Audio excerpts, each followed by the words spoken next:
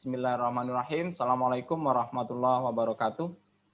Waalaikumsalam warahmatullahi wabarakatuh. Ini masih 10 orang yang hadir di sini, nggak apa-apa lah. Sambil berjalan mudah-mudahan yang lainnya bisa gabung. Kalau enggak ya rekodnya ini sudah kita buat ya, nanti tinggal diikutin aja melalui YouTube gitu ya.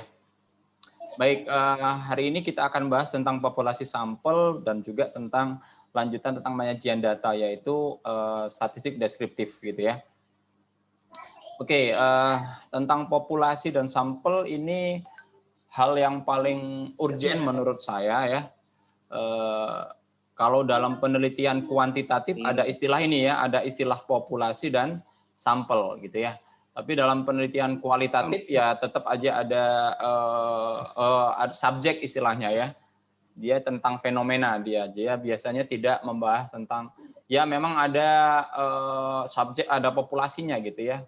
Tapi dia bukan mengeneralisir ke populasi, tapi lebih cenderung ke melihat fenomena apa yang terjadi gitu ya. Itulah kalau di penelitian kualitatif. Sedangkan kalau kuantitatif, yang jelas pasti dia membutuhkan populasi dan sampel, karena tujuan akhirnya adalah untuk mengeneralisir gitu kan, mengeneralisir dari hipotesis yang dia buat itu gitu kan, karena kan dia membutuhkan sampel dan sebagainya. Nah, artinya apa? Populasi dan sampel ini menjadi sesuatu yang urgent. Jangan sampai salah dalam memilih populasi dan sampel, menentukan populasi dan sampelnya itu jangan sampai salah. Karena kalau di sini sudah salah, ya nanti ke belakang-belakangnya semuanya menjadi salah kan, itu dia. Kesimpulannya juga menjadi salah dan seterusnya. Jadi kita harus pintar-pintar menentukan populasi, jangan terlalu lebar dan jangan terlalu sempit gitu ya populasi itu. Dilihat aja dulu fenomenanya seperti apa di lapangan, sehingga kita bisa memastikan populasinya itu seperti apa.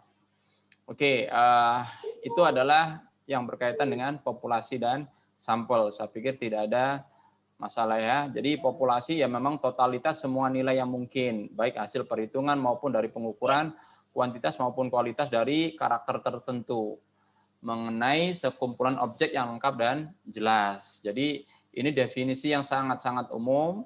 Ini yang bisa nanti digeneralisir atau dispesifikkan sesuai dengan bidangnya masing-masing. Populasi untuk penelitian pendidikan ya pasti tidak jauh berbeda, tidak jauh dari tentang siswa atau guru gitu ya. Artinya berkaitan dengan itu biasanya tentang populasinya. Sedangkan di bidang yang lain berbeda lagi kan, itu dia. Populasi ini bisa secara kuantitas, bisa secara kualitas juga kan, itu dia. Tergantung masalahnya di mana gitu ya. Nah, sedangkan sampel ini adalah sebagian yang diambil dari populasi dengan menggunakan cara-cara tertentu. Nah, memilihnya ini, cara-cara tertentu inilah yang menjadi penting di sini, karena setiap masalah beda cara menentukan sampelnya kan, gitu dia. Karena setiap populasi memiliki karakter tertentu dan dengan karakter yang ada itu sehingga teknik pengambilan sampelnya juga berbeda kan, itu dia ya. Jadi ini semuanya bergantung dari karakter populasinya gitu. Oke. Kita lanjutkan. Nah, ada istilah sensus versus sampel. Nah, apa itu sensus? Mungkin tidak asing lagi ya tentang sensus ini ya. Ada yang tahu sensus?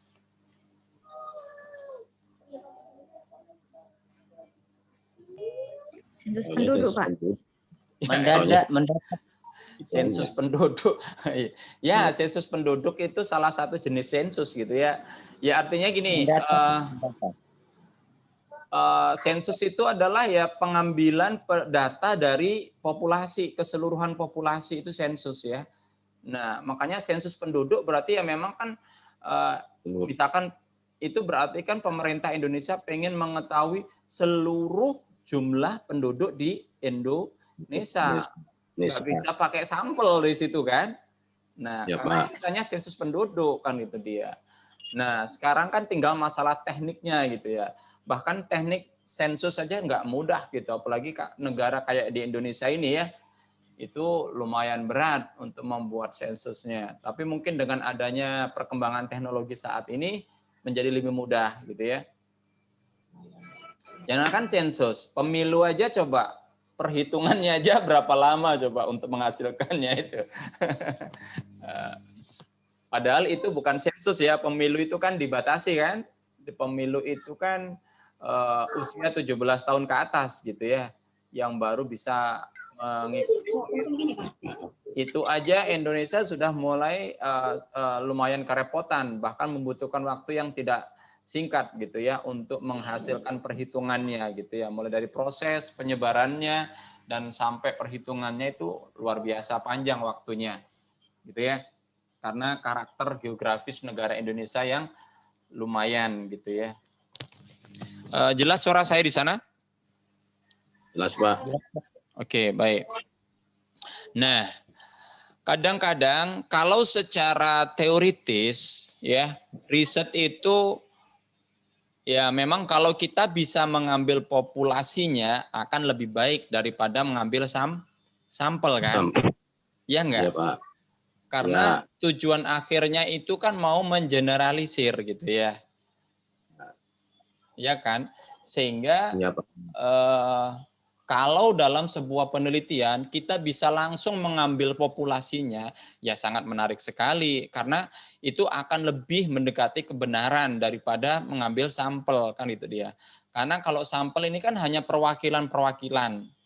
Nah, disinilah yang menjadi problem biasanya. Apakah sampel yang kita pilih itu merepresentasikan populasinya atau tidak kan itu dia.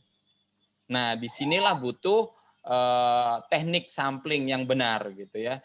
Jadi teknik sampelnya sudah mewakili enggak kan gitu dia. Makanya di sini jika kita juga harus pandai-pandai menentukan populasinya gitu ya. Sehingga ada beberapa hal yang perlu diperhatikan ketika melakukan penelitian. Apakah kita memilih sensus atau sampel gitu. Tekniknya itu nanti. Yang pertama memang cerita tentang ukuran sampel, ukuran populasi. Nah, berarti di sini ya memang pertama kalian harus mendefinisikan dulu populasi kalian itu berapa banyak, populasinya apa dulu. Ini harus didefinisikan sesuai dengan masalah yang kalian hadapi. Artinya kan kalian ketika meneliti kan ada masalah. Nah, masalah ini ruang lingkupnya itu populasinya seberapa banyak? Apakah satu sekolah itu saja atau masalah ini memang dihadapi oleh seluruh sekolah di kabupaten itu atau seluruh sekolah di Indonesia kan itu dia.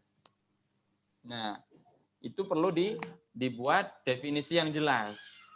Nah, dari situ nanti kalian kan bisa mengetahui seberapa banyak ukuran sampel kalian. Bahkan ada beberapa sampel yang mungkin tidak bisa dihitung atau tidak bisa diketahui jumlahnya. Sampel populasinya tidak bisa diketahui gitu ya. Misalkan masalah tentang anak-anak kesulitan menyelesaikan masalah, kemampuan pemecahan masalah siswa. Masalahnya kan berarti banyak siswa yang tidak mampu menyelesaikan masalah matematis gitu ya. Nah, kalau kita pakai populasinya itu siswa SMP seluruh Indonesia, itu kan masalahnya populasinya segitu kan yang punya masalah itu berapa banyak kan itu deh. Apakah seluruh sekolah? Jadi memang bisa juga kita tentukan. Tapi itu kan jadinya kalau seluruh Indonesia kan banyak sekali kan itu dia. Nah, kalau yang kayak begitu kan tidak mungkin dilakukan penelitian sensus gitu ya. Karena itu akan makan waktu yang banyak, biaya yang juga nggak sedikit, dan kompleksitasnya lebih tinggi lagi kan itu dia. Kalau populasinya Indonesia, bahkan jangankan Indonesia, populasinya satu kabupaten aja, udah pusing sekali kan menelitinya. Nah, jangankan kabupaten, sekolah nanti akan repot lagi. Kenapa? Misalkan populasinya adalah di SMP Negeri 3 Kisaran misalkan ya. Ada nggak ya SMP Negeri 3? Nah, misal gitu ya. Nah, itu aja sudah sangat kompleks. Kenapa kompleks? Di SMP itu kan ada kelas 1, 2, dan 3. Nah, itu kan kelasnya berjenjang. Kelas 1, 2, 3 itu beda-beda karakternya kan? Ya enggak? Perkembangan kognitif anak-anaknya juga berbeda antara kelas 1, kelas 2, kelas 3. Nah, yang mau dikasih perlakuan yang kelas berapa? Apakah setiap kelas? Nah, jadi kalau memang di sini menjadi penting. Pentingnya dalam begini, misalkan kalian memilih populasinya adalah seluruh siswa di SMP Negeri 3 Kisaran. Kemudian sampelnya yang representatif yang mana? Ternyata diambil kelas 1 saja. Emang kelas 1 itu sudah mewakili seluruh SMP itu? Nah, jadi pertanyaan kan? Nah, itu menjadi harus diperhatikan gitu ya. Jadi ini hal-hal yang perlu diperhatikan. Jadi apakah sampel itu sudah mewakili populasinya atau belum? Nah, kalau memang itu sudah mewakili, kalau tadi menurut saya sih masih kurang ya. Kalau dia seluruh SMP kita ambil sampelnya anak kelas 1 saja. Kelas 1 pun itu nanti diambil cuma 2 kelas, padahal di situ ada 8 kelas misalkan. Ya, itu kan jadi lain lagi ceritanya ya. Jadi sangat-sangat tidak representatif jadinya. Jadi harus punya harus punya strategi yang lain kalau mau mengeneralisir satu sekolah gitu ya. Jadi biasanya dalam riset pendidikan lebih banyak mereka mengambilnya satu jenjang yang sama. Jadi populasinya adalah seluruh siswa SMP kelas 2 gitu ya misalkan. Nah, kelas 2 ada berapa kelas? Nah, kelasnya ada 8 kelas. Nah, sekarang nanti dilihat lagi itu. Kelasnya itu dia sistemnya heterogen atau dipisah-pisah antara yang pinter nggak pinter, ada seleksi nggak, atau random aja kan itu dia. Nah, itu kan tekniknya nanti beda lagi memilihnya. Ya kan? Jangan-jangan di sana dia di sistemnya di peringkat, ada kelas unggulan, ada kelas reguler, ada kelas yang anak bandel-bandel. Nah, jangan nanti kalian pilih populasinya anak unggulan sama anak bandel-bandel supaya hasilnya kelihatan lebih baik atau lebih kan ya nggak bisa kan gitu. Dia tidak representatif. Jadi harus banyak pertimbangan di sana. Jadi mengenai tentang populasinya, kemudian biaya juga yang pasti ya makin besar populasinya akan makin besar biaya yang perlukan gitu ya. Waktunya juga makin panjang waktunya pastinya. Kita kan sebagai mahasiswa, penelitian ini kan masih dalam bentuk ajang belajar ya. Tapi lah kalau S2 kan belajarannya sudah level advance ya. Kalau S1 kan pemula. Nah, S2 sudah meneliti tapi masih kategori belajar tapi lebih dalam, jadi lebih advance dia.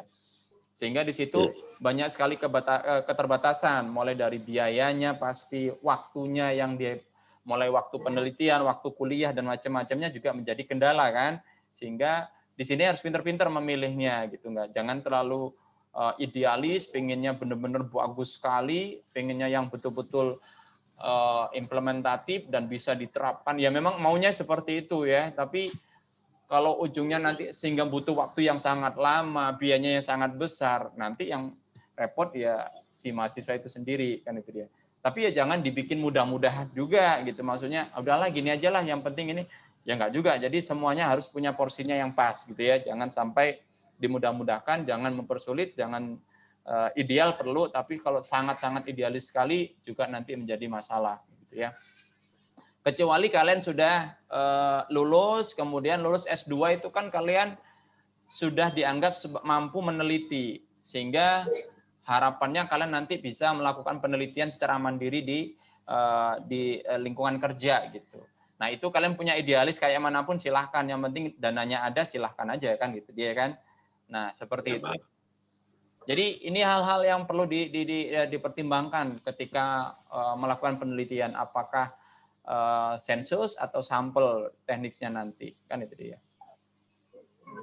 Oke, nah kemudian ya pada ujungnya nanti ada dua sih, beberapa yang dia nanti ujungnya dia pakai teknik sensus, tapi di beberapa pihak dia harus menggunakan sampel gitu ya, teknik sampling. Nah, secara umum sampling itu ada dua, ada yang disebut dengan sampel acak, teknik sampel acak, atau teknik sampel non acak. Jadi kategori acak itu apa? Kategori acak itu intinya setiap setiap data-data yang akan kita teliti nanti itu memiliki peluang yang sama untuk dijadikan sebagai sampel. Ya. Kalau setiap datanya itu memiliki peluang yang sama, maka itu dia masuk kategori sampel acak, gitu ya. Nah, untuk yang bersifat karakter kuantitatif penelitiannya itu perlu biasanya pengambilan sampelnya harus acak gitu ya. Untuk riset-riset eksperimen atau kalau kita di pendidikan itu lebih cenderung ke kuasi eksperimen ya. Kenapa ke kuasi? Karena sangat tidak mungkin dilakukan secara acak gitu, kecil sekali tergantung masalahnya sih kan itu dia. Karena kita di pendidikan ini kan terikat dengan kelas, dengan aturan sekolah, kebijakan kepala sekolah dan sebagainya gitu ya. Sehingga kadang-kadang kita tidak bisa melakukan penelitian itu secara random gitu. Pemilihan sampelnya nggak bisa secara random. Ya kan? Paling minimum pun random tapi random kelas gitu ya. Bukan random siswanya, tapi kelasnya yang di random. Ada 8 kelas, ya udah yang dikocok itu adalah kelasnya. Jadi ada kelas misalkan kelas A, B, C, D, E, F, G, H, udah A, B, C, D, H dikocok, A, B, C-nya itu nanti ketemu kelas berapa gitu kan. Oh, kelas B dengan D misalkan. Nah, seperti itu. Ya. Itu juga termasuk random sih, tapi randomnya random kelas, bukan murni random sampling begitu ya. Nah, terus yang pertama di sini ada yang disebut ini yang paling sederhana ya, yaitu simple random sampling. Simple random sampling ini yang pasti pertama populasinya harus jelas homogen. Homogen itu ya setara gitu ya semuanya. Ya kayak tadi kalau kita populasinya seluruh SMP Negeri 3 itu homogen nggak populasinya?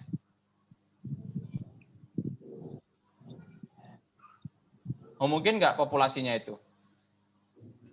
Enggak, Pak. Enggak. Kenapa?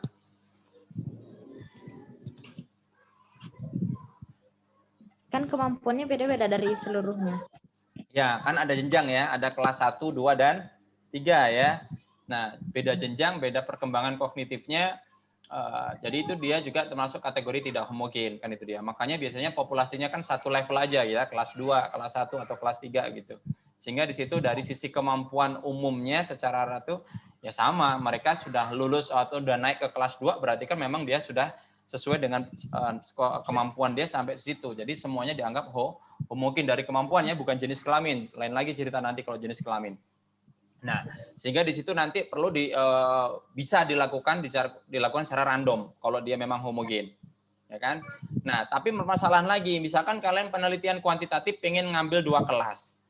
Kelas 2-nya itu penelitiannya pengen ngambil 2 kelas. Terus kelas 2-nya itu kan ada 8 kelas rombongan, ada rombelnya ada 8. Ngambil 2-nya kayak mana? Kalau pakai sampel random acak ini, sampel acak sederhana ini berarti yang ada 8 rombongan itu kan jumlahnya misalkan berapa totalnya? Satu kelasnya misalkan ada 30. 30 kali 8 sudah 240 kan? Berarti kan total populasi kita ada 240 siswa.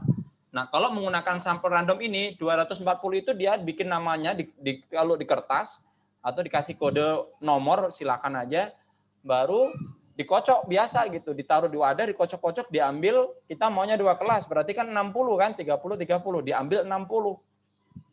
Gitu ya, itu sampel acak. Tapi kan itu nggak mungkin dilakukan. Kecuali sekolahnya ngasih izin. Ya kan?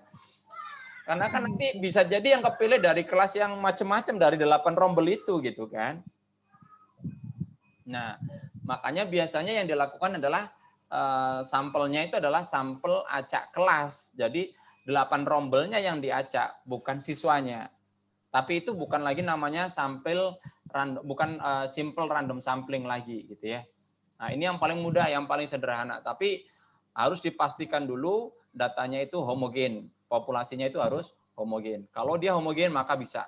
Tapi kalau dia tidak homogen, nah harus ada cara-cara yang lain lagi. Nah, misalkan ini.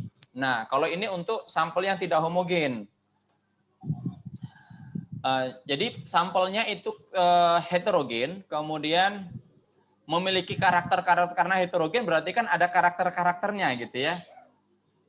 Nah, karakter inilah yang dijadikan.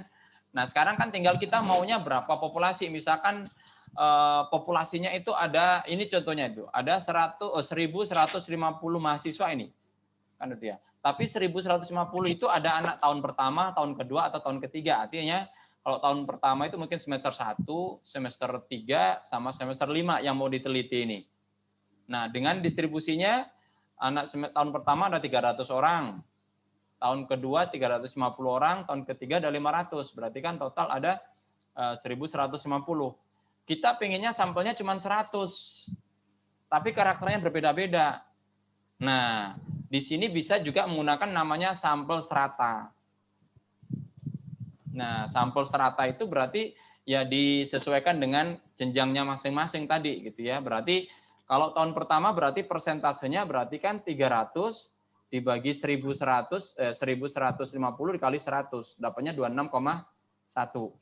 Berarti kita genapkan jadi 26. Kita bulatkan ya, bukan digenapkan. Kita bulatkan ke 26. Nah, tahun kedua ada 350 dikalikanlah 100 karena yang kita mau kan 100 orang nih. Ya ini 100 mungkin udah pakai teori apa, silakan aja. Nah, berarti ini kan 30,4. Nah, kita genapkan 30 karena kan pembulatannya lebih jadi di menuju ke bawah. Nah, untuk tahun ketiganya berarti di sini 43,45. Nah, ini kita bulatkan 44 sehingga total tetap 100. Gitu ya. Jadi ini namanya strata. Dan 26 orang ini, 30 dan 44 ini kita pilih lagi secara acak gitu ya.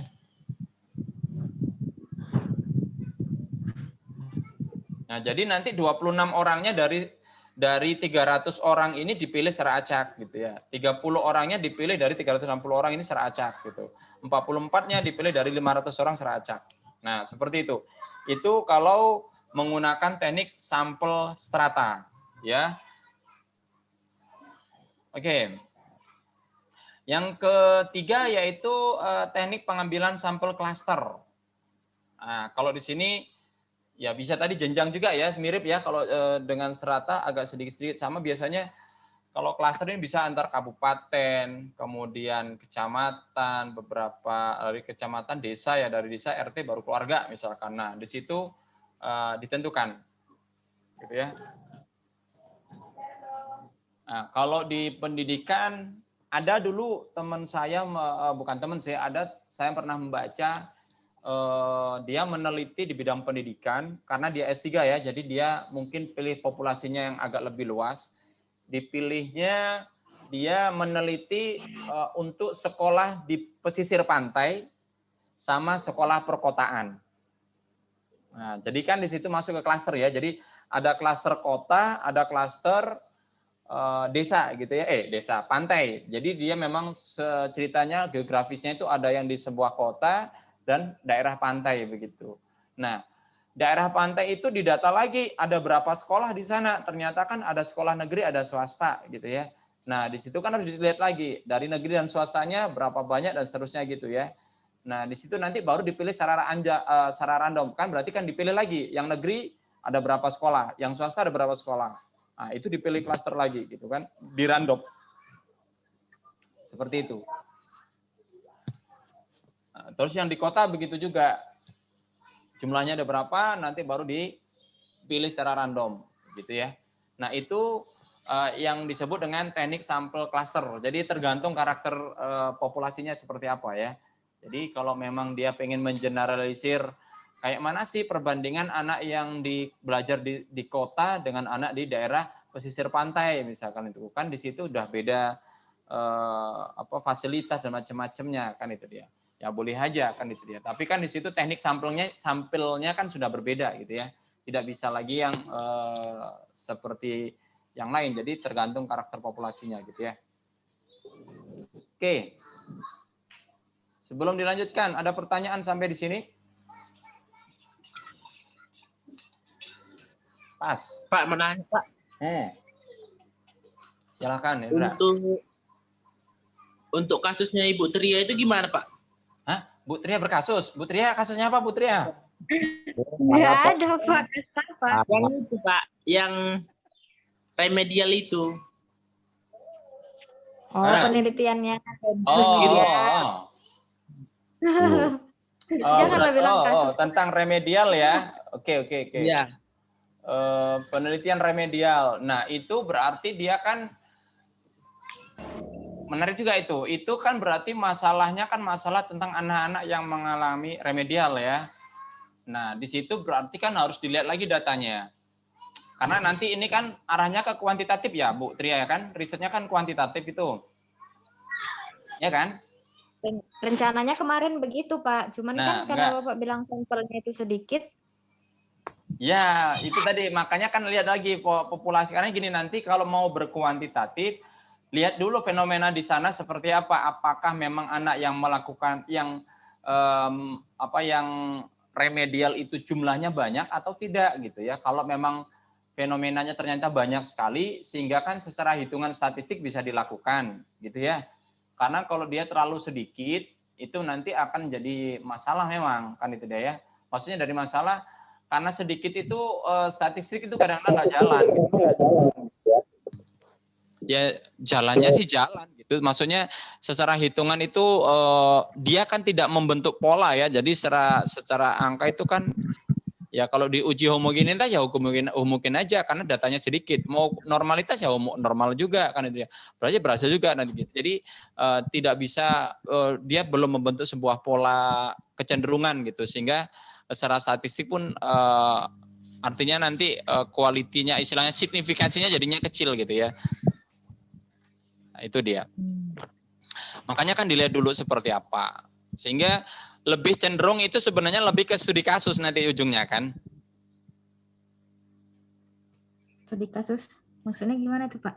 Studi kasus ya berarti kan itu kasus khusus gitu loh. Jadi memberikan perlakuan dengan metode remedial dengan ada teknik sendiri gitu. Kemudian untuk kasus anak-anak yang remedial kan. Jadi kan case study gitu.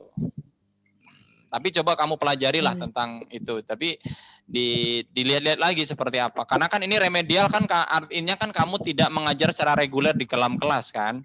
Tapi memberikan kelas tambahan. Kan gitu dia. Nah, jadi berbeda kan itu dia.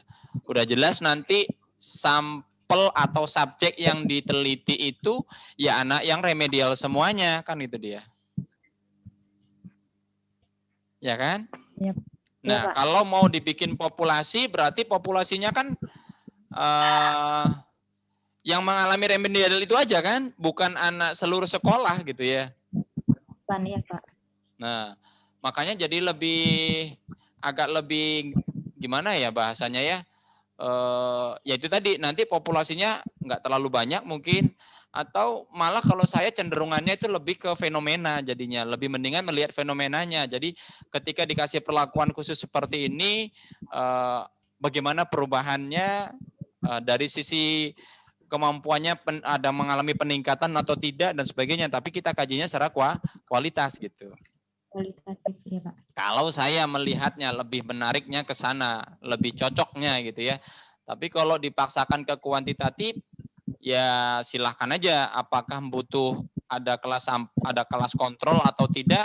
Nah nanti jangan-jangan nggak cukup kelas kontrol kan berarti harus 2 kelas tuh. Ada kelas yang dikasih perlakuan khusus, ada kelas yang standar yang biasa diberikan oleh gurunya untuk anak-anak remedial misalkan.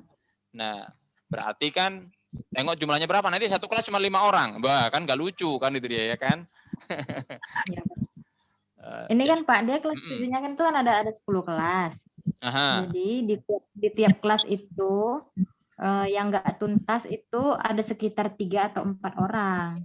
Jadi nah, kalau berarti digabung kalau ya 3 atau 4 berarti kan itu baru bisa untuk satu kelas lah ya kan intinya ya. Iya Pak. Ya kan, nah, satu kelas. Makanya nanti harus pinter-pinter membuat rumusan masalah juga. Kalau mau berkuantitatif jangan membandingkan.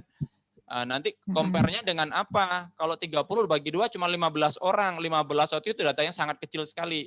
Minimal data kecil itu biasanya ya ini tapi nggak baku. Beberapa orang mengatakan berbeda-beda. 30 batasannya. Di bawah 30 itu sudah termasuk data yang sangat kecil sekali. Yang bisa jadi perubahan grafik distribusi datanya itu dia tidak bisa diprediksi. Artinya polanya belum kelihatan gitu. Tapi biasanya bisa jadi membentuk pola juga, tapi kan terlalu sedikit lah intinya gitu. Karena statistik ini terlalu sedikit itu juga salah, terlalu banyak juga nanti fenomenanya itu kecenderungannya adalah sama gitu. Jadi makin banyak juga nggak bagus juga. Artinya alat statistiknya harus, kalau banyak sekali datanya, alat statistiknya juga harus banyak pengujiannya, tidak bisa dengan alat statistik tertentu. Jadi harus seperti itu. Oke, ya bagus Endra. Kok apa ya Endra ya ngeri dia ternyata menandai penelitiannya Bu Tri ya. Iya. Tapi memang fenomenanya menarik. Iya Pak, soalnya fenomenanya aneh gitu Pak. Ya, ya. Tapi kan tidak, ya artinya itu kan masalah dan masalah itu bisa diselesaikan dengan sebuah riset kan. Jadi nggak masalah. Tapi tadi memang benar. Jadi masalah ini setiap masalah itu jangan selalu dipaksakan harus kuantitatif dan sebagainya. Dilihat dulu kan gitu dia. Masalah ini fenomenanya ngarahnya kemana? Apakah ke kuantitatif atau ke kualitatif? Kadang-kadang kayak kasus Satria ini kalau dipaksakan ke kuantitatif kayaknya agak aneh gitu ya. Tapi kok kualitatif akan lebih menarik, lebih dalam gitu. Karena ini itu kan kadang-kadang itu kan kasus khusus gitu loh, kasus anak-anak yang tidak mencapai Dia standar kompetensinya gitu ketuntasan. kan. Dan itu kan jumlahnya nggak banyak biasanya. Ya tadi juga dikatakan kan ada kurang lebih satu kelas itu 3 sampai 4 orang saja. Kan gitu dia. Iya, Pak. Jadi dia kayak semacam case study jadinya kan itu dia, studi kasus gitu. Ya, cobalah nanti ini kan masih di awal ya, coba Tria cari-cari rujukan sumber-sumber atau cari aja di internet tentang penelitian studi kasus. Itu beda karakternya ya. Iya, Pak. Oke. Ada lagi yang lain? Silahkan. Ada yang bertanya lagi? Yang itu Pak, katanya ada penelitian untuk kelas S2 pun bisa.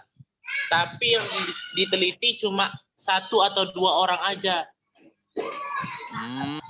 Itu namanya single subject research. Oh gitu ya. Cari Jadi judul. dalam Kata kuncinya itu single subject research.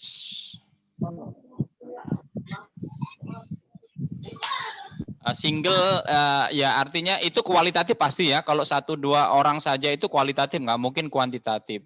Itu penelitian fenomena fenomena, tapi fenomenanya itu yang berlaku ada 1-2 orang saja gitu atau 3 orang begitu. Nah, kalau dulu di ITB, saya kebetulan di ITB saya ngambil ke murninya ya, di bidang matematika murni bukan di pendidikannya ya. Nah, di ITB itu beberapa teman saya penelitiannya itu karakternya seperti itu. SSR gitu ya, single subject research. Ada yang meneliti tentang aljabar, anak SMP, yaitu tentang berkenaan tentang definisi variabel. Kan masih banyak anak-anak itu nggak paham apa itu variabel, ya kan? Ya nggak? Kalau ditanyakan variabel itu yang kayak bahkan jangankan anak-anak guru-guru saja juga masih banyak yang belum bisa memaknai apa itu variabel dengan benar gitu. Nah, dia memberikan treatment, tapi treatmentnya itu kepada 1-2 orang saja, 3 kalau nggak salah waktu itu tuh. Jadi risetnya ketiga anak, dia punya satu metode untuk mengenalkan variabel, yaitu dengan kotak-kotak gitu. Jadi dia sebelum mengenal variabel X, Y, Z, dia belajarnya tentang kotak-kotak dulu. Misalkan kotak ditambah dengan 3 sama dengan, nah itu dulu. Sama dengan 6 gitu-gitu loh. Jadi kotak itulah yang disebut dengan variabel kan itu dia. Atau nanti di general kotak ditambah kotak sama dengan 7. Nah ini kotak kan ternyata banyak kemungkinannya kan isinya. Nah jadi berawal dari situ sampai turun sampai nanti mengenal banyak ada kotak, ada segitiga, gabungan gitu-gitu dulu. Nah itu dia dikenalkan itu dulu treatmentnya. Jadi seminggu sekali kalau nggak salah saya lihat itu dia memberikan treatment ke anak-anak ini. Dikasih treatment, kemudian dilihat di videoin, waktu ngasih treatment itu di videoin gitu ya.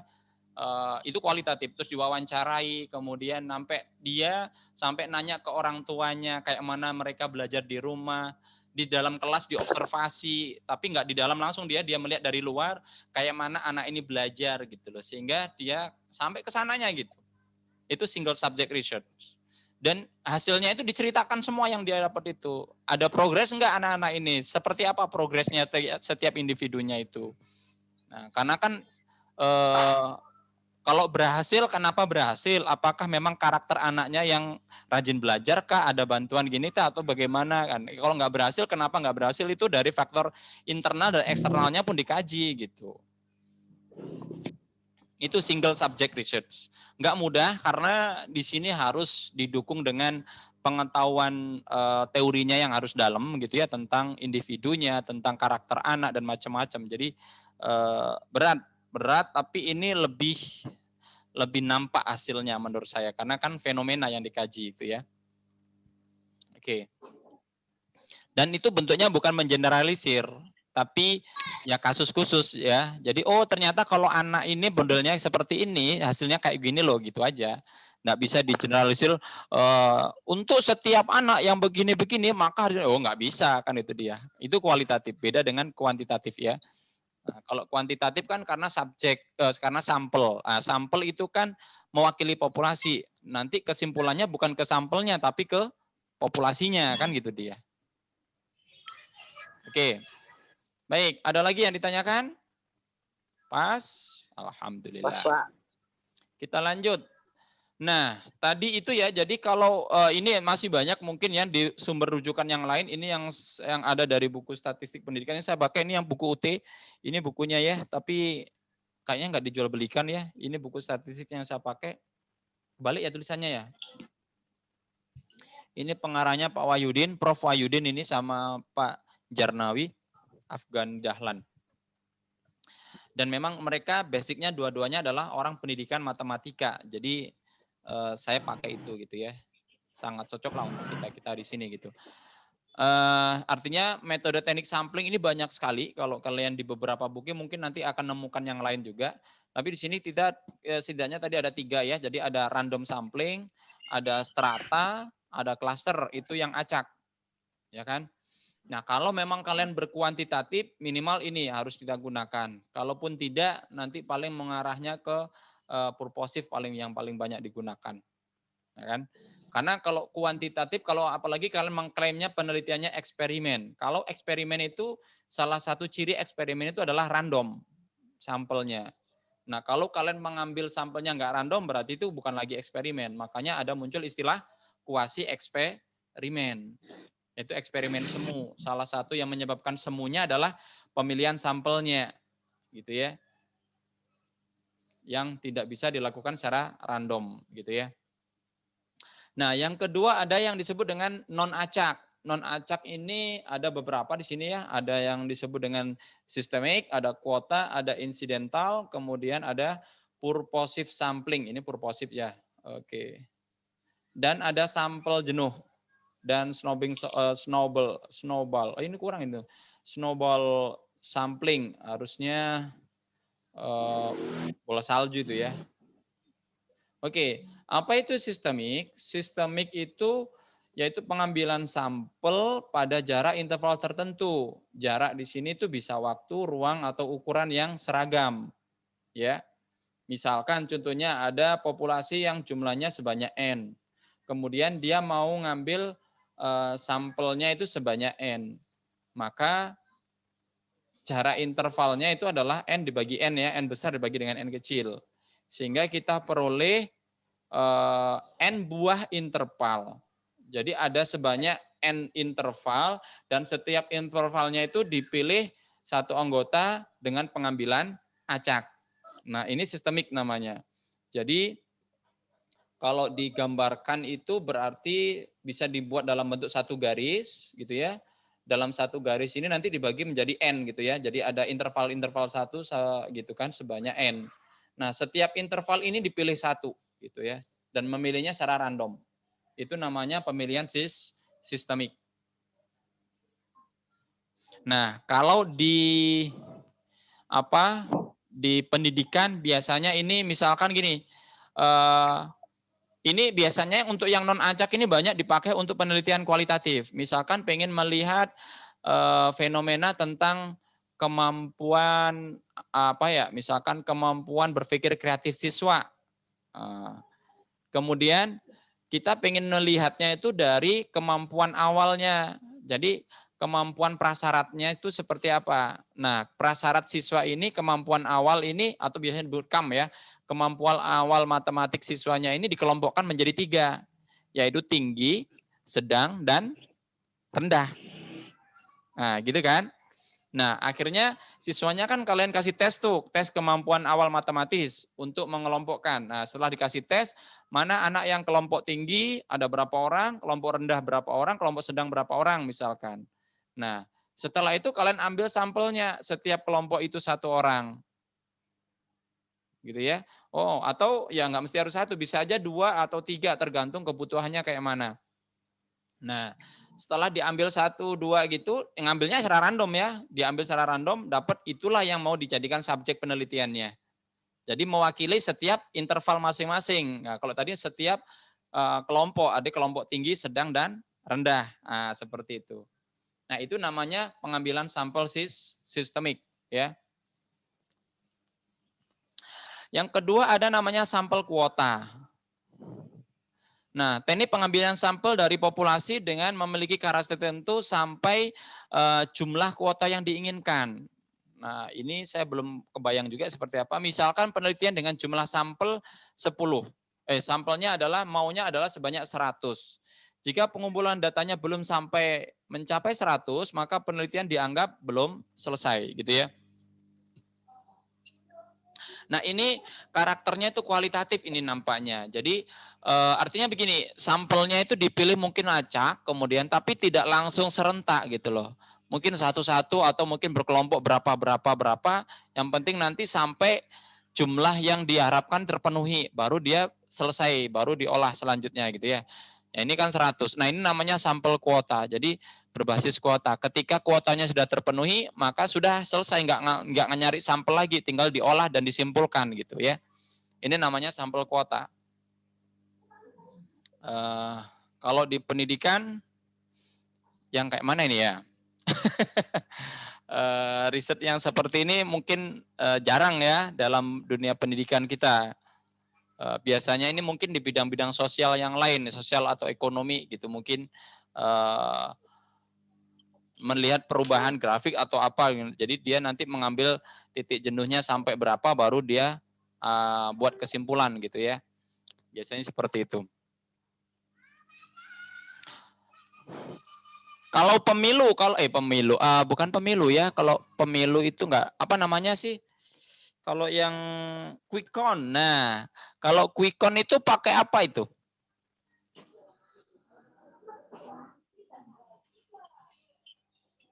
Pemilihannya. Quick count itu kan bukan sensus ya, tapi dia sampel kan?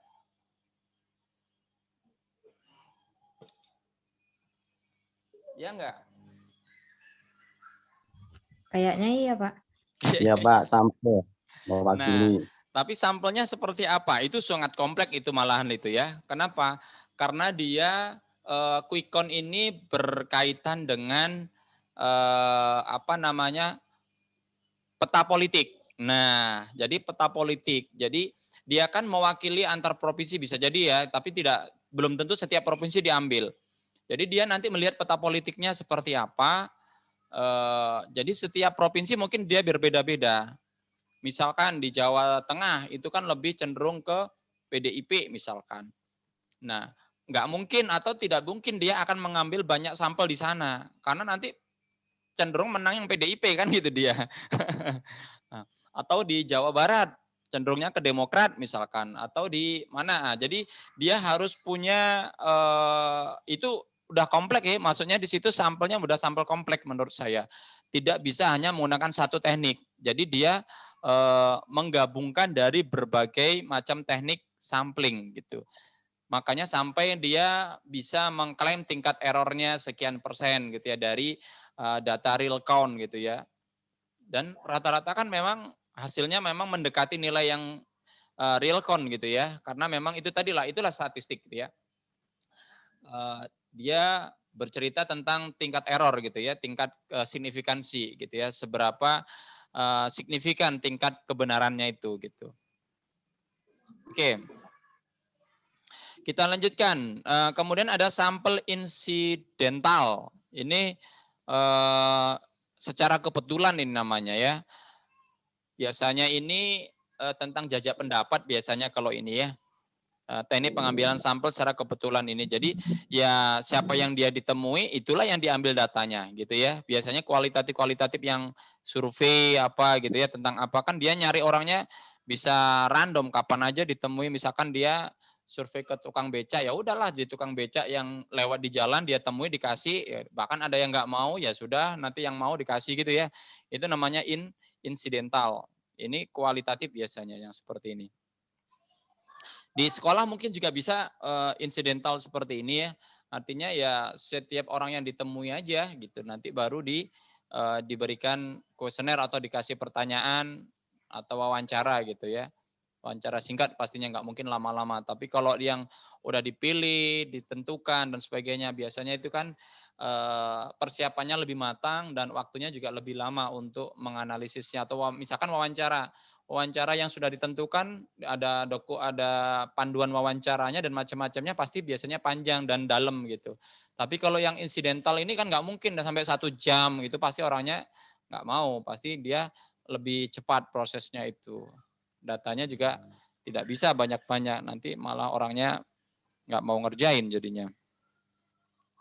Oke, kemudian purposive sampling. Nah, purposive sampling ini juga termasuk kategori non acak ya. Nah, ini yang banyak dipakai di sekolah-sekolah menurut saya saat ini ya. Jadi termasuk di pendidikan banyak menggunakan ini kalau kita lihat dalam penelitian kuantitatif menggunakan purposive. Nah, makanya aneh penelitian eksperimen tapi sampelnya purposive sampling. Jadinya kan itulah makanya disebut jangan eksperimen tapi lebih ke kuasi eksperimen istilahnya. Jadi sampel yang kita pakai itu disesuaikan dengan kebutuhannya apa. Jadi ada pertimbangan-pertimbangan. Kalau di sekolah kan biasanya kenapa kok dia dipilih kelasnya? Karena pertimbangan kan mereka harus menyesuaikan dengan jadwal belajar di sekolah. Terus pertimbangan karena tidak mendapatkan izin dari sekolah, misalkan untuk membuat kelas khusus dan macam perlakuan khusus. Jadi jadwal juga sudah ditentukan mengikuti jadwal sekolah. Jadi kita tidak bisa membuat intervensi khusus gitu. Jadi penyesuaian sesuai dengan pertimbangan-pertimbangan khusus. Nah, ini yang disebut dengan purposive sampling gitu ya. Oke. Kemudian ada pengambilan sampel jenuh. Nah, ini kalau penelitiannya tadi, misalkan kayak kasusnya Tria. Tria tadi kan dia mau menelitinya tentang anak-anak yang mengalami remedial. Tadi kan kurang lebih 3 sampai 4 orang. Bisa jadi ada yang cuma 1 atau berapa. Nanti misalkan sampelnya itu cuma 30 orang. Bukan sampel itu pun, berarti kan itu populasinya 30 ya. Iya, Pak. Nah, itu nanti istilahnya itu disebutnya nanti adalah sampel jenuh kalau kamu melakukannya secara kuantitatif. Jadi tidak ada peluang ya, peluangnya 100% semua dipakai gitu ya. Iya, Pak. Kalau mau mengarah ke kuantitatif ya, ceritanya ini kuantitatif. Tapi di kualitatif pun bisa juga disebutkan ini, misalkan subjek. Nah, di situ istilahnya bukan sampel tapi subjek. Jadi subjek yang dilibatkan menggunakan teknik sampel jenuh, Jadi sampel jenuh itu ya udah berarti semua siswa dilibatkan dalam penelitian gitu ya. Kalau kualitatif, kalau dalam populasi ya berarti sampelnya sama dengan populasinya gitu. Nah, di sini yang harus hati-hati nanti penggunaan simbol dalam kuantitatif itu simbol untuk populasi dengan sampel berbeda ya. Ketika menentukan rata-rata, varian, itu kan beda simbolnya. Ingat kita udah belajar StatMat ya. Jadi di rata-rata kalau untuk populasi kan menggunakan mu lambangnya. Sedangkan rata-rata untuk sampel itu adalah X bar.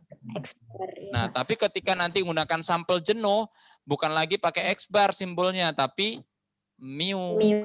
Nah, hati-hati di situ. Makanya di uji hipotesis itu kan biasanya pakai menggunakan mu1 sama dengan mu2. Nah, karena memang kalau hipotesis benar harus menggunakan mu. Kenapa? Kan hipotesis itu nanti kesimpulannya ke populasi. Makanya dia bukan X barnya yang dipakai gitu ya. Data yang diolah adalah sampelnya, tapi kesimpulannya ke populasi. Makanya ada yang menggunakan simbol mu atau sigma kadang-kadang atau rho gitu ya kalau korelasi atau regresi. Seperti itu. Kemudian ada snowball sampling. Snowball sampling ini tahu nggak bola salju ya? Bola salju itu kan biasanya dari bola kecil, salju dibulatin kecil, terus digulungkan kan, makin gede. Nah itu namanya snowball sampling. Jadi ini juga kualitatif. Dia menelitinya misalkan dipilih sampelnya 1 orang dulu, fenomenanya kayak mana, dinaikkan lagi, fenomenanya makin berubah nggak? Nanti dari 1 kemudian jadi 3 orang. Kayak mana fenomenanya? Masih berubah lagi nggak? Kalau ada perubahan lagi ke 7 atau ke 5 orang, masih ada perubahan, lanjut terus sampai nanti menemukan titik jenuh. Ternyata setelah 10 ternyata sama aja, 11, 12 ya gitu aja terus. Berarti udah berhenti gitu.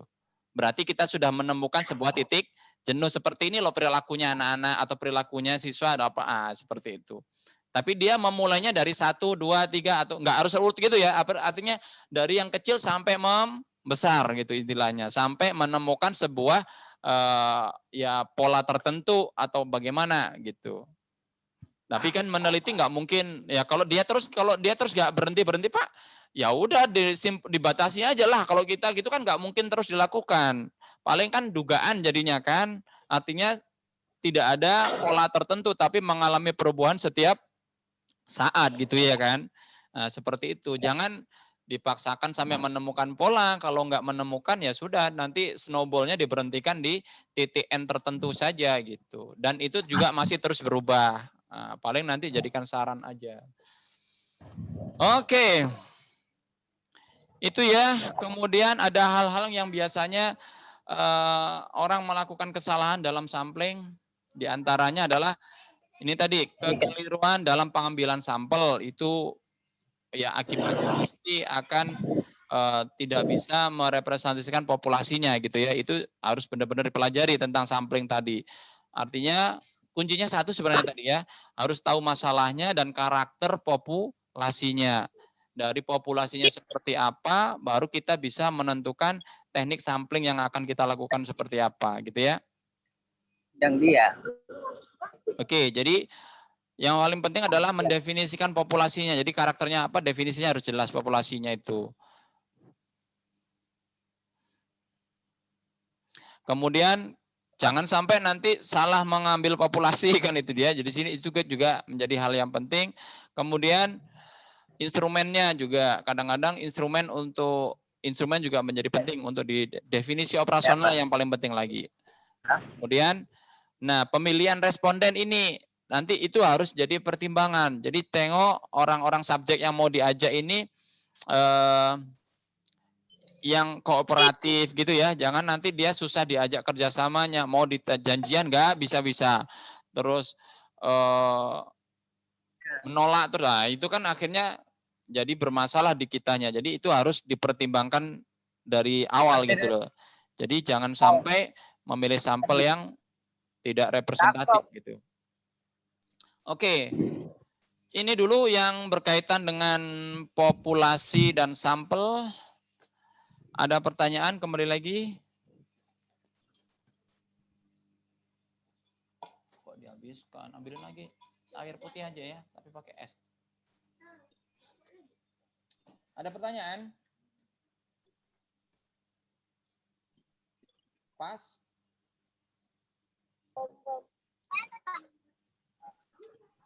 Pas, Pak. Jiwa. Keren. Tuh.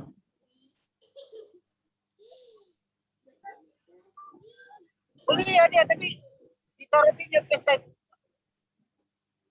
Cakep-cakep juga. Oke, kita lanjutkan ke sini ya. Ini mana itunya?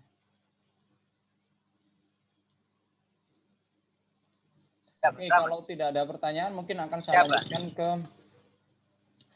statistik deskriptif. Nah, ada yang tahu nggak statistik deskriptif itu? Ya, Pak Nurdiono. Menempat jadi. Atau yang lainnya silakan. Iya yang berbeda siapa? Jadi. Halo. Apa itu Pak? Baru Pak connect. Nur. Pak Nur tidur itu, yo, Bu. Kan bangun tidur dia itu. Saking enaknya dengar suara saya, dia tidur dia. Sore-sore ini. Ngerjain tugas Bapak yang kemarin loh, Pak. Belum Arab selesai. jadi mau politik aja. Oke, Pak Nur. Terus, Statistik deskriptif. ikan yang punya relasi banyak, ya kan? Mana bisa? Ini siapa ini? Pak Sudirman ya? Iya, Pak. Lagi ngoceh, Pak. Dihidupkannya pula Pak mikrofon. Sudirman lagi sibuk itu Pak, dia mau pesta. Oh iya. Nggak ngundang-ngundang dia ya? Udah Emang nggak dimulai. diundang? Mau menikahkan anaknya dia Pak. Oh mantap. Ya diundanglah kami, kita berangkat rombongan ke sana semua. Mudah-mudahan. Baik, coba statistik deskriptif Pak Nurdiono mungkin lebih tahu sebelum saya jelaskan, atau jangan-jangan beda pemahaman kita tentang statistik deskriptif. Iya, Pak. Nah, silakan Pak Nurdiono. Atau jangan-jangan ini bukan pegangan Bapak lagi juga. Oh, ini masih, Pak. Oh, Matematika wajib ini kayaknya. oh iya, jadi pegangan Bapak lah ini ya.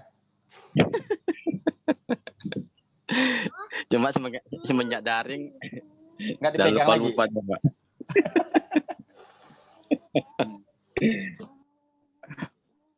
Jadi deskriptif sebenarnya statistik itu kan ada dua ya.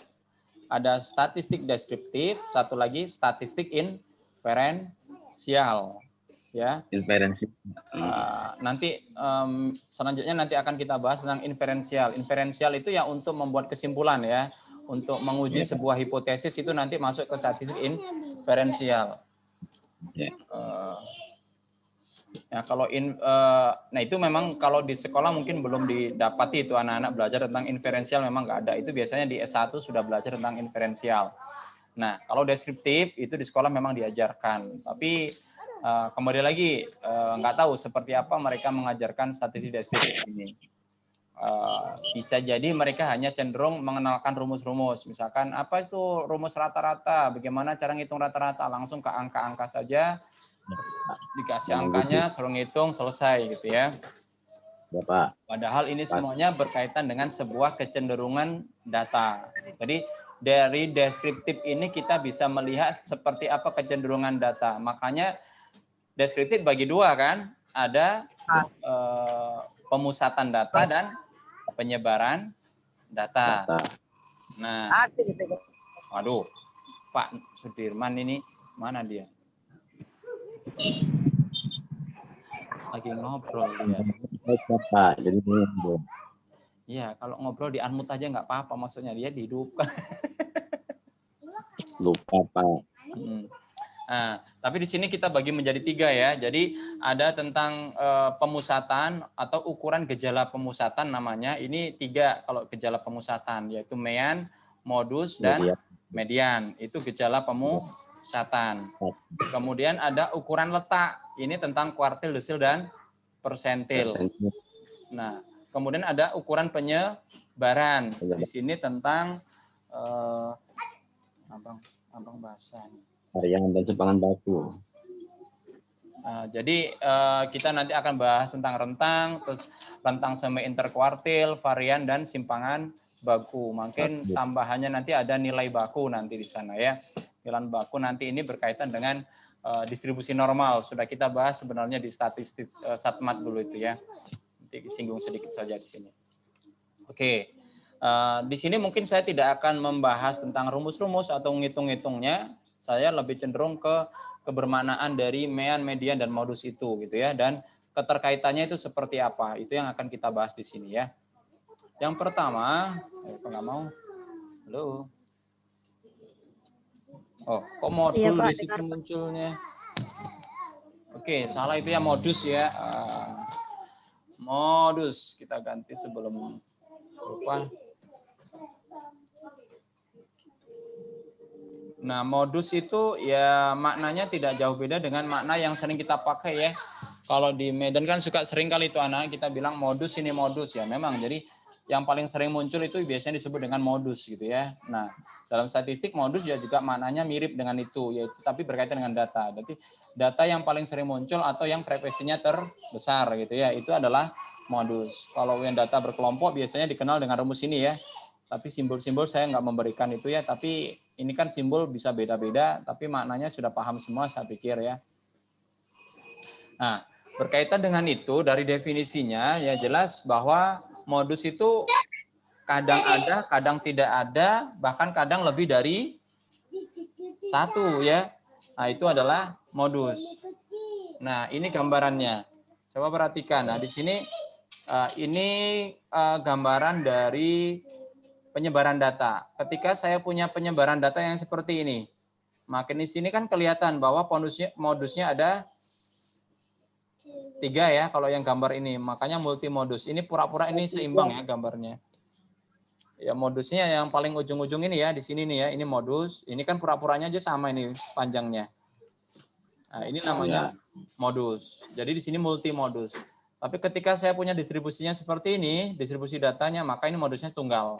Ya pas yang di sini nih kan di ujung ini gitu ya. Nah, kalau yang kayak begini berarti modusnya ada 2 atau istilahnya bimodus gitu ya. Nah, kalau datanya rata semuanya, ya nggak punya modus. Ya, bukan modusnya tak hingga, tapi tidak punya modus. Kan itu dia. Kan kalau begini berarti kan semuanya memiliki frekuensi yang sama. Ya nggak ada yang paling sering berartinya di sini. Karena bahasanya kan harus paling. Jadi dia tidak memiliki modus. Oke. Mungkin lebih enak begitu menjelaskan ke anak-anak ya. Tapi nggak tahu sih sekolah dia seperti apa menjelaskannya. Saya ke situ aja, jadi tidak membahas ke rumus atau mencari datanya. Kalau mencari-nyari itu udah levelnya Bapak Ibu guru semua lah itu ya. Nah, kemudian median. Apa itu median? Median itu definisinya dulu. Jadi kita berawal ke definisi. Median itulah nilai yang membagi distribusi data menjadi 2 bagian yang sama banyak. Jadi distribusi data yang diceritakannya itu menjadi 2 sama banyak. Itu median atau nanti biasanya kita sebut dengan nilai tengah gitu ya. Nah, nilai tengah rumusnya atau singkatannya biasanya dengan disimbolkan dengan ME ya. Kalau modus tadi itu adalah MO. Nah, ini saya pakai ME. Kalau median nggak ada hal yang khusus di sini menurut saya. Maksudnya ya gitu, nilai tengah aja gitu ya. Nilai tengah caranya nilai data tunggal dengan data per kelompok kan beda rumusnya ya. Itu saya pikir sudah tahu semuanya. Silahkan. Nah, kemudian MEAN. Nah, di sini yang paling penting di sini, yang paling banyak dipakai, makanya biasanya MEAN atau rata-rata ini menjadi parameter. Makanya nanti di beberapa buku ada istilah menggunakan statistik parametrik atau ada statistik non parametrik. Nah, kalau statistik parametrik berarti ada parameter yang kita gunakan, tolak ukurnya ada. Nah, biasanya dalam statistika, apalagi di pendidikan, di yang lain juga mungkin sama, parameter yang dia gunakan itu biasanya 2, yaitu rata-rata dan apa? Varian. Karena rata-rata dan varian itulah yang bisa menentukan kecenderungan dari sebuah data, gitu ya. Sehingga dari situ bisa orang membuat kesimpulan, gitu. Dari parameter itu aja orang bisa membuat sebuah kesimpulan, bisa menguji sebuah hipotesis, gitu ya. Oke, dalam statistik rata-rata itu ada yang dikenal ada 3 jenis ya. Ini mungkin sudah tahu semuanya. Ada rata-rata aritmatik, ada rata geometri, ada rata-rata harmonik. Yang paling sering digunakan dalam statistik itu adalah rata-rata aritmatika, yang biasa kita sebut saja dengan istilah rata-rata saja. Jadi rata-rata yang kita maksudkan di sini adalah rata-rata aritmatika gitu ya, yang sering kita kenal. Nah, tadi sudah kita singgung sedikit, untuk rata-rata memiliki simbol yang berbeda antara populasi dengan sampel. Kalau populasi itu adalah menggunakan simbol mu. Jadi mu X. Nah, itu colokannya copot enggak? Enggak hidup. Ayo. Mana ini copot ini? Sebentar ya. Charger. Ya, Pak. Kok jadi enggak hidup? Chargernya mati.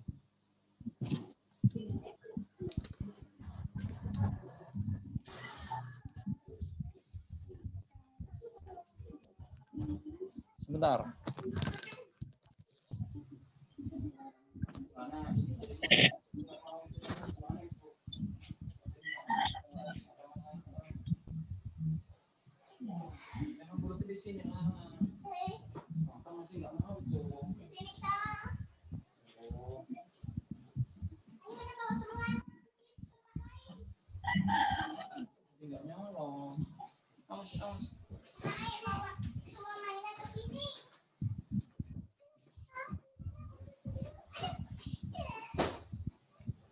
Mati lagi.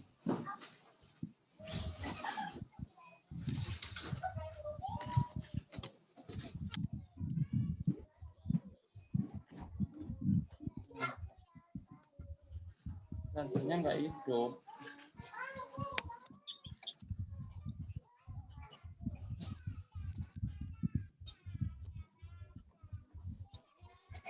Oke. Kita lanjutkan. Sorry ya, ini laptop saya chargernya nggak nyala di sini. Bisa jadi nanti mati, habis baterai nanti ini. Oke, nggak apa-apa. Kita lanjutkan dulu sebentar. Mudah-mudahan nanti cukup baterainya ini. Oke. Jadi tentang rata-rata itu disimbolkan dengan mu kalau untuk populasi, sedangkan untuk sampel menggunakan X bar ya. Rumusnya berbeda. Kalau X bar dia di sini pakai N kecil. Kalau populasi N besar ya. N kecil adalah data sampel, banyaknya data sampel. N besar adalah data populasi ya. Seperti itu. Kalau XI ya data gitu, datum gitu ya. Oke. Nah ini adalah, dari 3 data itu, ketika kalian mengetahui modus, median, dan mean, itu hubungannya adalah seperti ini. Coba ini. Datanya, kalau yang pertama ini bagaimana ini? Datanya cenderung memusat kemana? Ke atas ya?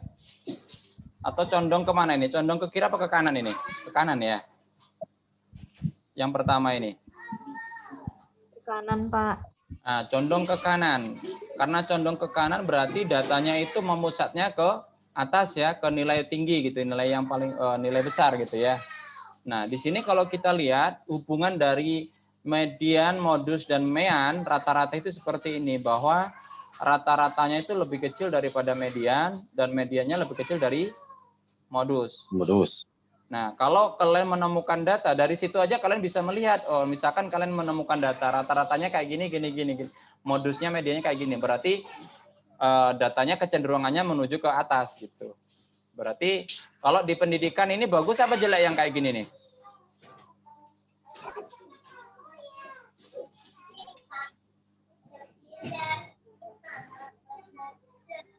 Kalau nilai hasil belajar bentuknya kayak begini kayak mana? Bagus atau jelek itu? Bagus lah, Pak. Bagus ya. Bagus lah, Pak. Anaknya, artinya kecenderungannya anaknya pinter-pinter gitu Di ya. atas rata. Iya, Pak. Modus kan banyak. Ya, artinya kan dia memusat kecenderung ke kanan, berarti tapi ini dia katakan tidak normal, gitu ya.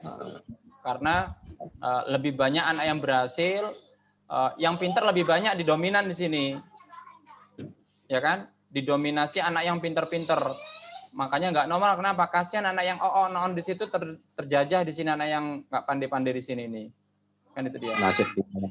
Terjajah.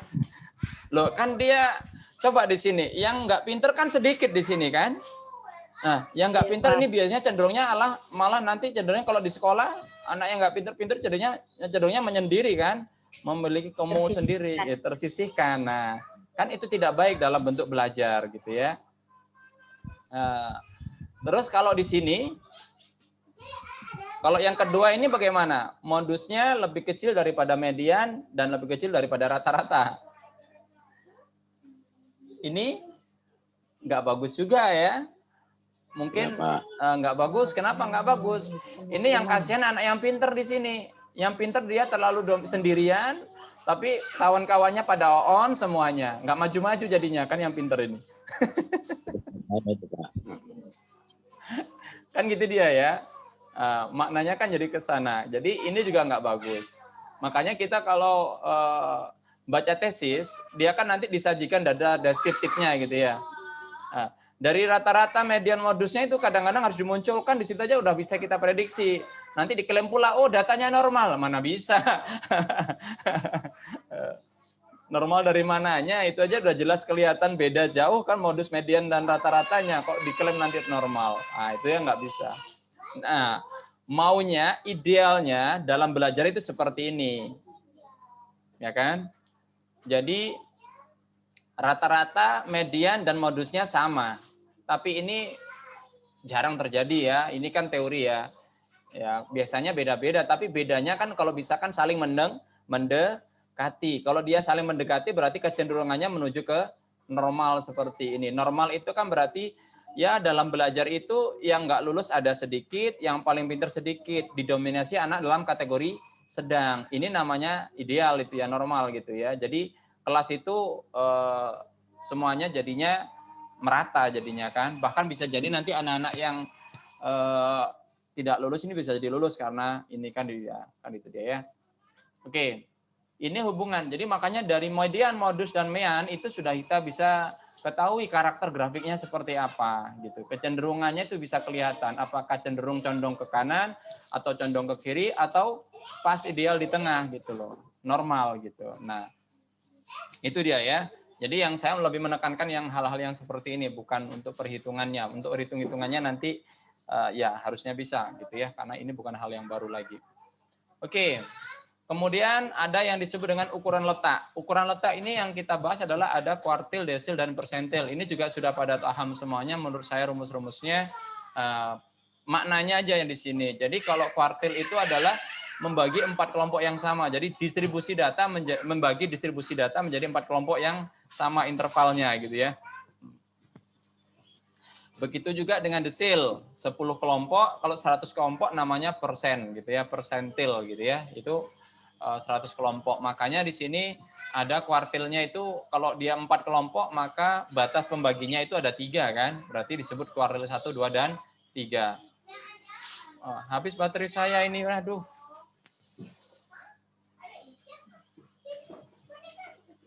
Nggak nyolok ternyata di sini charger saya. Nggak ngerti kenapa. Sorry, mudah-mudahan masih cukup waktunya. Nah, dari kuartil, dari ukuran letak itu juga kita bisa membuat kecenderungan. Ini sudah kita bahas sebelumnya. Nah, di sini kebutuhan kuartil. Dari kuartil itu kita bisa membuat box plot ya, ukuran letak itu ya. Nah, dari ukuran letak ini juga kita bisa melihat kecenderungannya. Kalau nilai median itu ke atas, berarti cenderungannya dia condong ke kanan. Kalau dia mediannya di bawah, maka dia condong ke kiri, gitu ya. Tapi kalau pas di tengah-tengah, berarti dia masuk ke kategori ideal, gitu ya. Masuk ke normal nanti cenderungnya. Jadi dari ukuran letak aja juga kita bisa melihat kecenderungan dari sebuah data ya. Oke. Sekarang ke penyebaran data. Nah, untuk penyebaran data di sini ada mulai dari rentang. Ini rentang yang paling sederhana, paling sering dipakai yaitu, bukan sering ya, maksudnya ini adalah rentang paling sederhana yaitu maksimum dikurangi minimum. Tapi untuk rentang ini masih terlalu apa ya? Terlalu banyak sekali faktor-faktor lain yang menjadi penyebab. Artinya ini nggak konsisten di situ yang kita pakai. Makanya ada muncul istilah rentang semi interkuartil. Rentang semi interkuartil itu Q3 dikurangi Q1 dibagi 2 gitu ya. Ini kalau dilihat Q3 kurangi Q1 itu kan berarti ada di tengah itu ya. Dibagi 2. Ini bisa jadi ini artinya rata-rata dari Q2. Antara Q2 ya. Jadi ini kan daerahnya ada di mana ini? Di daerah Q2 kan? Q2 dibagi 2. Berarti makanya disebut juga dengan istilahnya rata-rata dari Q2. Nah, rentang dari semi interkuartil ini lebih cenderung dipakai oleh orang-orang peneliti statistik daripada rentang yang biasa ini. Karena ini lebih konsisten digunakan gitu. Karena dia sudah membagi datanya jelas di sana. Jadi sudah mewakilin gitu ya.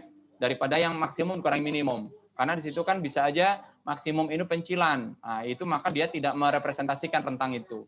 Tapi kalau kuartil ini lebih merepresentasikan penyebaran data yang sebenarnya. Karena data sudah kita bagi-bagi, intervalnya setiap bagian itu sama, kemudian kita bagi, kemudian kita cari jaraknya dan dibagi 2 gitu ya. Oke. Ada pertanyaan? Nggak ada, Pas? Alhamdulillah. Pak. Malas, Pak. Alhamdulillah. Kemudian ada varian dan simpangan baku. Ini yang paling penting. Nah, sebelumnya sebentar. Istilah di sini untuk penyebaran istilahnya adalah variabilitas ya. Jadi penyebaran itu disebut juga dengan variabilitas. Jadi variabilitas ini untuk menggambarkan secara kuantitatif yang berkaitan sejauh mana data itu menyebar atau berkumpul. Jadi memusatnya kemana, menyebarnya kemana. Ini adalah variabilitas. Nah, ukuran variabilitas itu ada rentang tadi ya. Ada rentang sampai interkuartil. Dan yang kedua adalah ada simpangan baku dan varians. Atau yang lebih cenderung dikenal dengan varians. Karena itu ada berkaitan. Nah, problemnya itu di sini.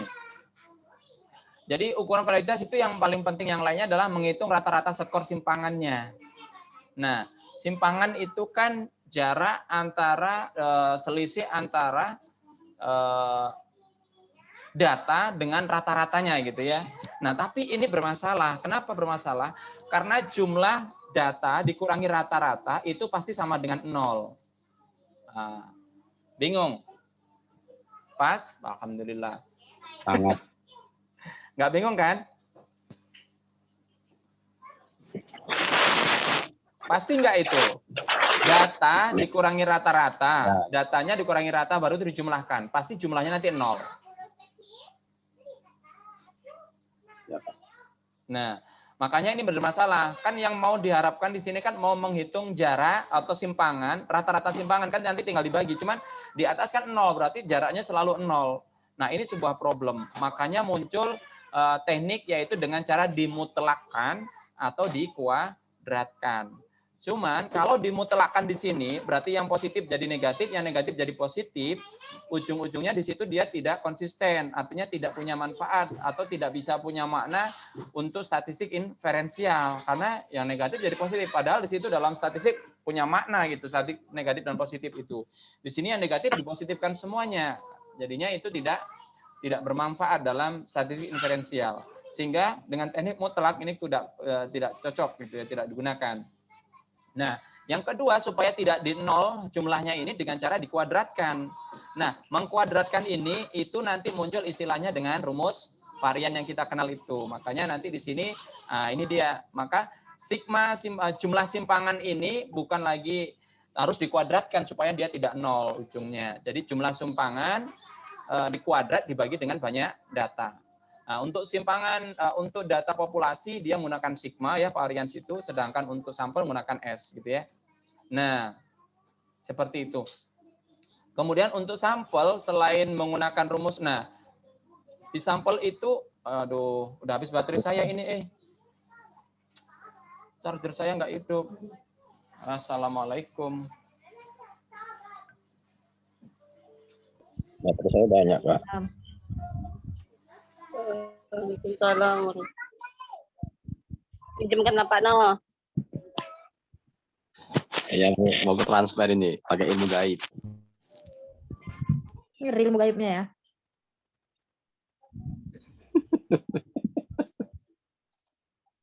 Pantas lah kemarin dibotai semua ya kan? Apa itu? Pak Nola. Banyak punya ilmu gaib dia. Ngeri awak sempat no ini.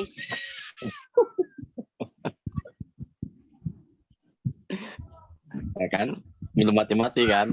Nah. Pokoknya pesan Bu Ida, ingat yang tadi ya. Apa itu? Ajarkan kepada anak